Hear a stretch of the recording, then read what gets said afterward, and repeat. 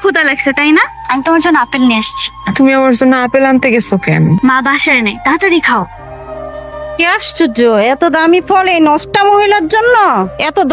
এত দরদ আসে কোত্থেকে তোমার? তুমি তার সাথে এরকম কেন করতেছো? সে তো আমাদের ফুপু, তার সাথে আমাদের রক্তের সম্পর্ক, সে তো কোনো কাজের লোক না। তুমি প্রতিদিন তার সাথে এমন খারাপ ব্যবহার কেন করো? তুই রক্তের টান শিখাস আমাকে? বেয়াদ্দব কোথাকার! এত দামি ফল তোমার মতো নষ্ট মেয়ের জন্য না। সরি ফুপু, আমার জন্য তোমার এতগুলি কথা শোনা লাগলো। তোমার জন্য না মা, এটা আমার প্রাপ্য। থাক ফুপু, তুমি মন খারাপ করো না। এই যে এটা আমাকে বাড়ি। রাইসা মামুনি কই, আম্মু কই? দেও দেও দেও, গাড়ি নিয়ে আইছি, তোমার নতুন আম্মারে নিয়ে আইছি। তোমার বৌমা রাইসা, তোমার নতুন মামুনি নিয়ে আইছি। কি সুন্দর না? শোনো, আজকে থেকে তোমার এই নতুন মা তোমার খাওয়াইবো, পড়াইবো, ঘুম পড়াইবো, সব কিছু করবো, আদর যত্ন করবো। তুমি নতুন মারে মা ডাকো।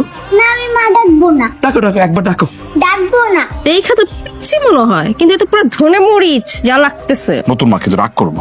ডাকো। ডাকবো না বলছি, ডাকবো না। আমার মা বলে ডাকবি না কেন? আমার মা বলে ডাকলে কি তোর মুখে ঠসকা? ও ছোট মানুষ, ওর একটু আদর যত্ন দিয়ে কথা বলতে হইব, রাগ করলে হইব?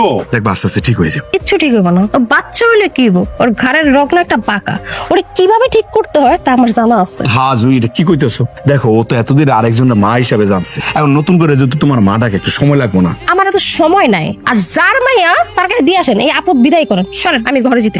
আপদ তুমি? আপদ আমার নাতি না। আইতে নাইতে শুরু আসল রং দেখানো শুরু করছে। এখন বুঝবি যে কত ধানে কত চায়। ভাবি, স্যার আমি তো থাকতে পারতেছি না। আমার সব অন্ধকার লাগতেছে, আমার সব কিছু এলোমেলো লাগতেছে। আমার রাইসা মারে আমি একটু দেখতে চাই, ওরে একটু দেখার জন্য আমার পরানটা ছটফট করতেছে। ভাবি, আমি কি করব?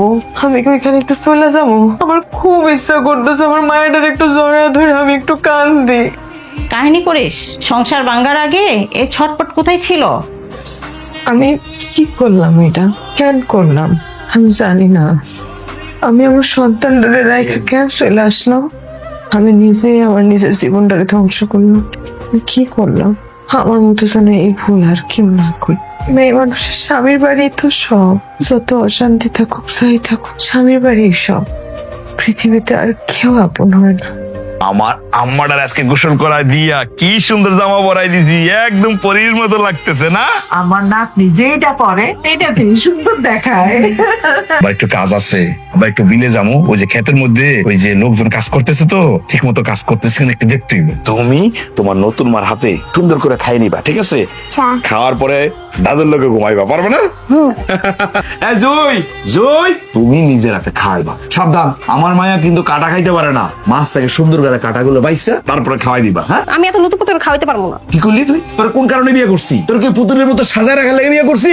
আমার মেয়ের সেবা করার লেগে তোর বিয়ে করছি। আপনার মাইয়ারে আপনি ভাত খাওয়ান, পোলাও খাওয়ান, চাইনিজ খাওয়ান, যা ইচ্ছা খাওয়ান, তাতে আমার কি? গেলাম, আমার দাঁড়ায় থাকতে কোনো অসহ্য লাগছে।